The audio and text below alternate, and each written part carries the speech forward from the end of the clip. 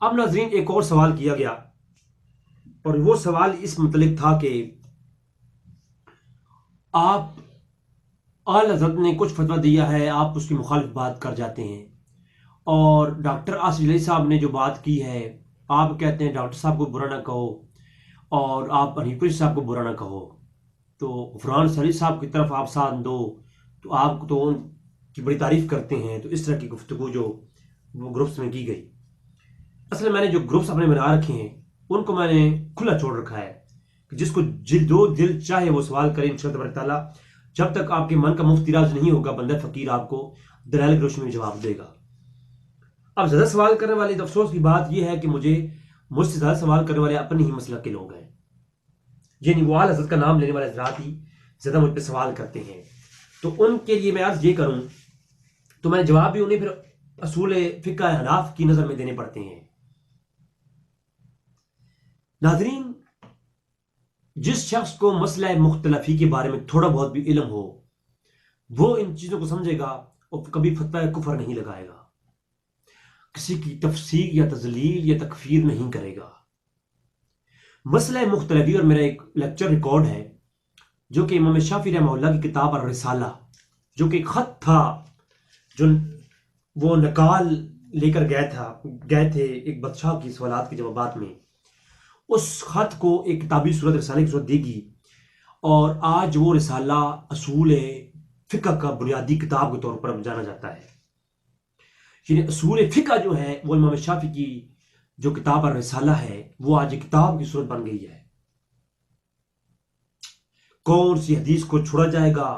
اگر ایک ہی عنوان پر بہت ساری حدیثیں موجود ہیں مختلف طرق سے اور مختلف متن کے ساتھ، تو کون سی روایت کو لیا جائے گا، کون سی کو ترک کیا جائے گا؟ تمام تر اس کتاب کے اندر انہوں نے وضاحت کر دی، میرا ایک پورا لیکچر اس میں موجود ہے۔ آج تھوڑا ہٹ کر کے میں مختصراً بات کروں گا۔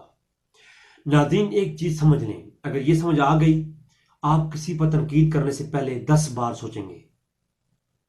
میں ایک ایز بردر آپ تمام حضرات جو کہ طلاب علم ہیں ان سے یہ چیز شیئر کرنے جا رہا ہوں۔ مسئلہ مختلفی ہوتا کیا ہے اور اس کی لوازمات کیا ہیں، اور اجماعی مسئلہ کیا ہوتا ہے؟ دیکھیں، ایک چیز کو سمجھ لیں، ایک چیز ہوتی ہے اجماعی طور پر حرام یا اجماعی طور پر حلال، اس میں حکم اجماع ہوتا ہے۔ اب حکم اجماع کی مختلف لوازمات ہیں، آج کل انجینئر صاحب نے تو کچھ اور ہی اس کی ڈیفینیشن نکال دی ہے۔ پہلے دور میں یہ تھا کہ جس پر صحابہ کرام کہ بڑا گروہ صحابہ کرام کا جس مسئلے پر اجماع جو ہے وہ جمع ہو جائے اس کو اجماع کہا جاتا تھا۔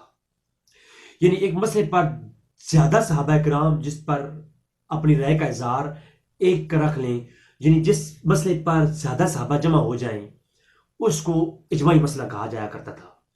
پھر بعد میں تابعین کا دور آیا، تو جس میں تابعین جس مسئلے میں جن کی رائے ایک ہو جائے اس میں اس کو اجماع کہا جایا کرتا تھا۔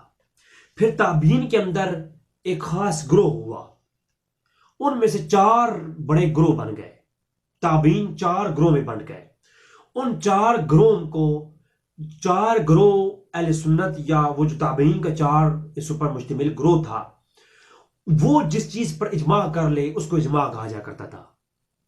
اور بعد میں اس چیز کو اس طرح متعارف کیا گیا کہ جس پر ائمہ 4 امام شافعی، امام مالک، امام احمد بن حنبل اور امام ابو حنیفہ رحمہ اللہ جس چیز پر اجماع کر لیں، اتفاق کر لیں، اس کو اجماع کہا جایا کرتا تھا۔ تو میں آپ کو آسان لفظوں میں اتنا ہی سمجھاؤں گا کہ جو 4 ائمہ کے نزدیک جو چیز مباح ہو اس کو اجماعی مباح کہیں گے، جس چیز کو جو ہے 4 ائمہ کے نزدیک اجماعی حرام ہو وہ اجماعی حرام ہوگی، اور جو چیز 4 ائمہ کے درمیان مختلفی ہو اور پھر یا کسی امام کے مقلدین میں کوئی قاضیوں کے مابین کوئی مسئلہ مختلفی ہو تو اس کے لوازمات میں نہ کسی کی تکفیر کی جائے گی، نہ جو ہے تفسیق کی جائے گی، بلکہ مرتکد کے اعتقاد کی تشویش کی جائے گی، اسے دیکھا جائے گا۔ اب یہ علماء حضرات جو یا طلاب علم ہے، فقہ اصول فقہ پڑھنے والے، وہ بات اس کو سمجھیں گے۔ کیسے؟ میں سمجھاتا ہوں۔ شراب کے متعلق امام اعظم حنیفہ کا فتویٰ ہے کہ وہ حرام ہے. میں ایک مثال سمجھا رہا ہوں، مثال ہے یہ. امام شافعی کے نزدیک بھی حرام ہے، امام مالک کے نزدیک بھی حرام ہے، اور امام احمد بن حنبل کے نزدیک بھی حرام ہے. آپ اسے کہیں گے یہ اجماعی مسئلہ ہے، اس کا جو انکار کرے وہ کافر ہے. یعنی جو اجماع کا انکار کرے، مسئلہ جو اجماعی طور پر ثابت ہو جو مسئلہ، اس کا جو انکار کرے وہ کیا ہے؟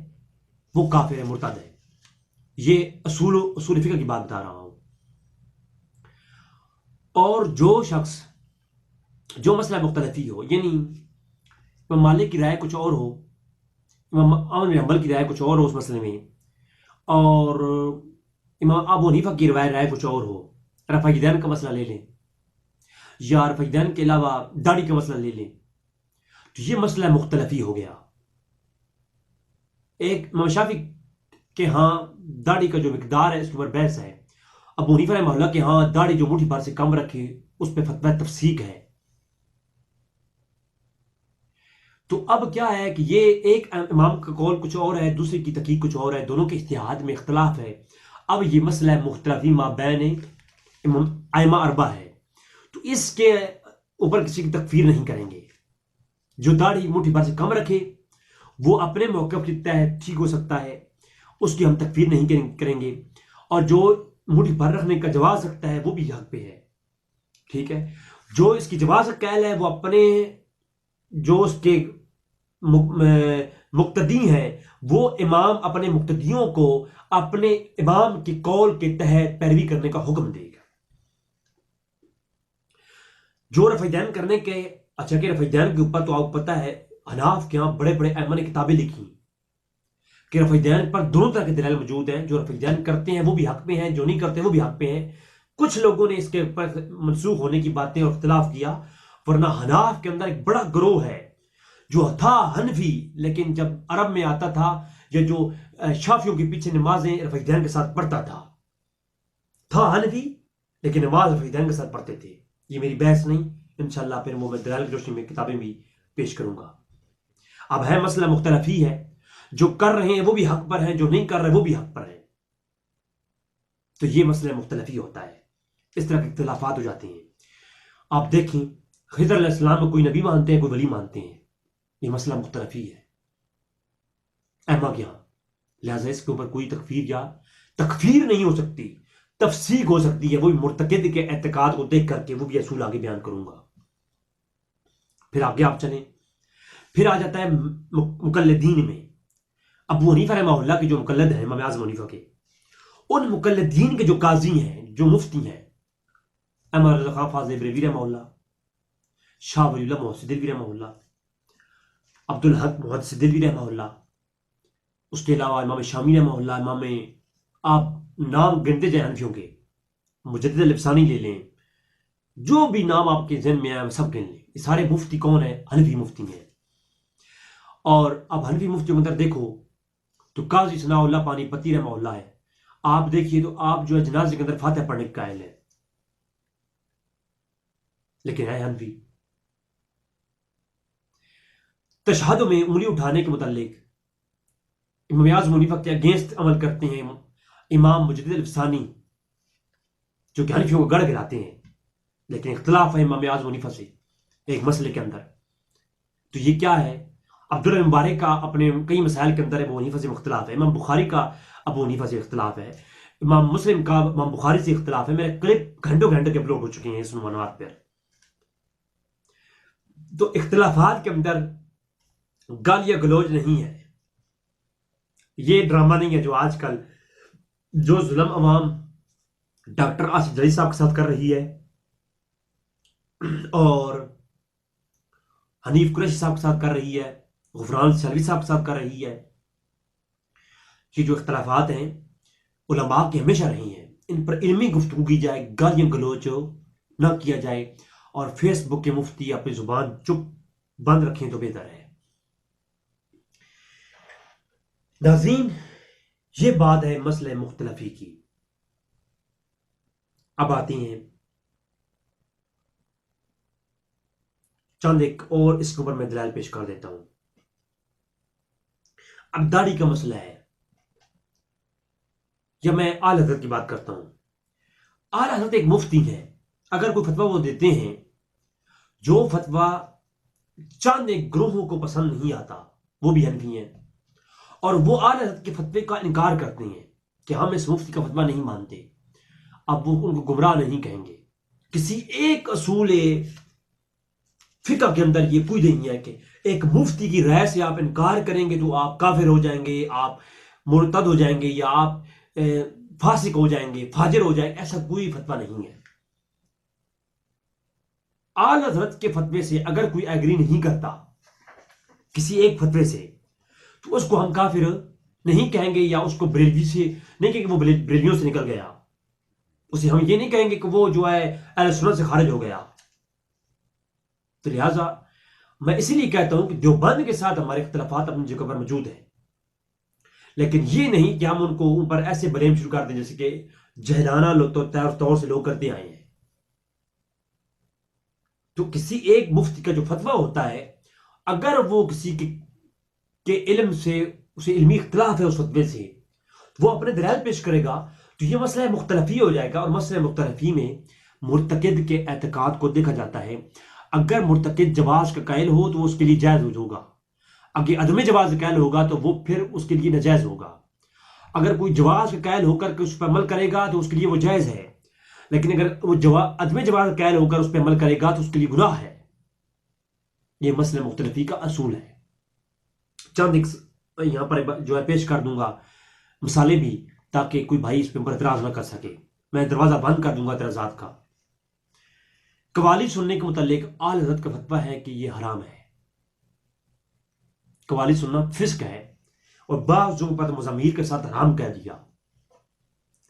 اب اعلی حضرت کو کا فتویٰ جو اتھینٹک مانتے ہیں، جو یہ کہتے ہیں کہ اعلی حضرت بالکل ہر فتویٰ ان کا بالکل اتھینٹک ہم مانتے ہیں، ان سے انہیں کوئی اختلاف نہیں، ان کے فتوے سے ہر فتویٰ ان کا جید مانتے ہیں، تو انہیں قوالی اگر وہ سنیں گے تو وہ کیا ہو جائیں گے؟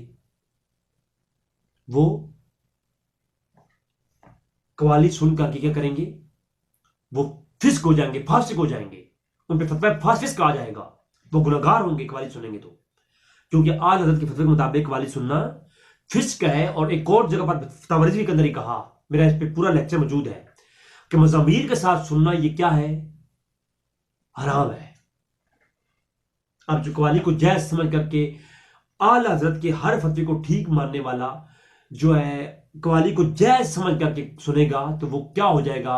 وہ حرام کو حلال سمجھے گا اعلی حضرت کے نظریے کے مطابق. اور اس میں فتویٰ کیا آئے گا؟ وہ علماء کے حکم کے مطابق. آپ خود پتہ کر لیں کہ فتویٰ تکفیر آتا ہے یا تفسیق آتا ہے، میں کچھ نہیں کہوں گا.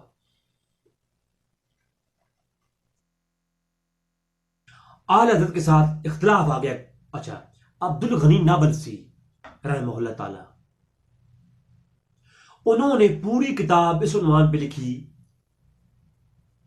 کہ موسیقی کے جواز پر، گانے کے جواز پر بخاری مسلم کی روایات کے ڈھیر لگائے ہیں، اور وہ قوالی سننے کے جواز کی قائل تھے عبدالغنی نابلسی شریعت کے ساتھ.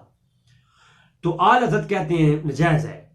اب اعلی حضرت نے فتاوی رضویہ میں جا بجا عبدالغنی نابلسی کا جہاں ذکر کیا ہے، ان کو عارف باللہ کہا ہے اور رحمت اللہ تعالی علیہ کہا ہے.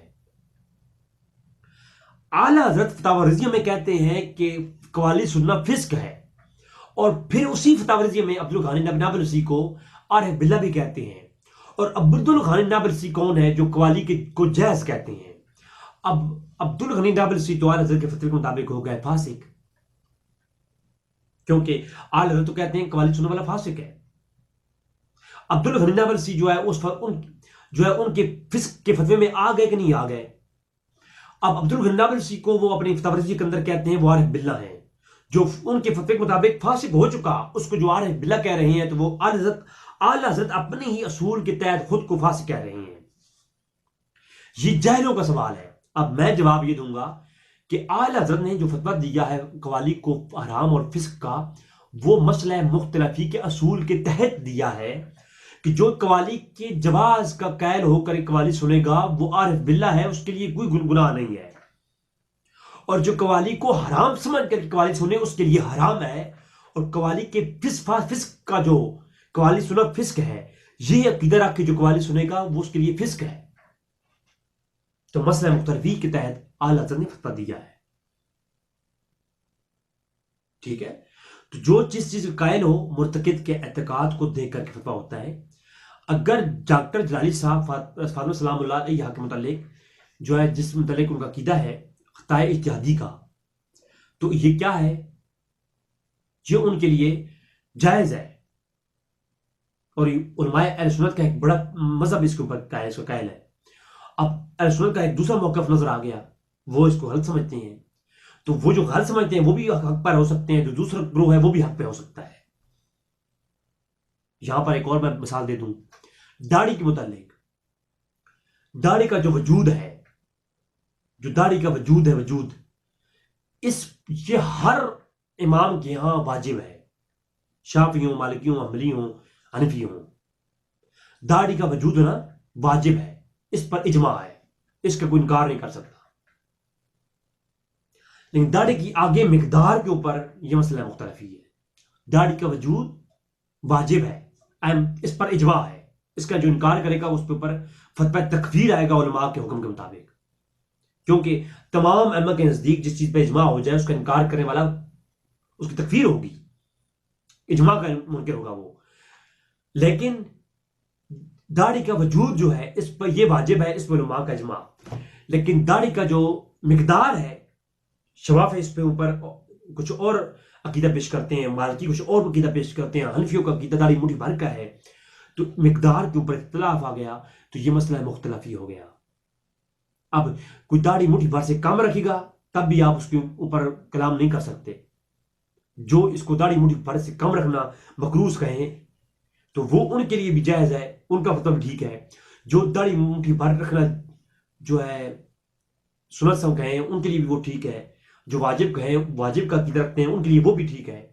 جس کا جو عقیدہ ہوگا وہ اعتقاد مرتکب کے اعتقاد کے مطابق اس کا جائز ہوگا. اس پر کئی عبارات میں پیش کر سکتا ہوں، فتاوی شامی کی بھی اور دیگر بھی. میرے خیال میں دو جو ہے یہ میرے خیال میں مثالیں کافی ہیں اس عنوان پہ بات کرنے کے لیے.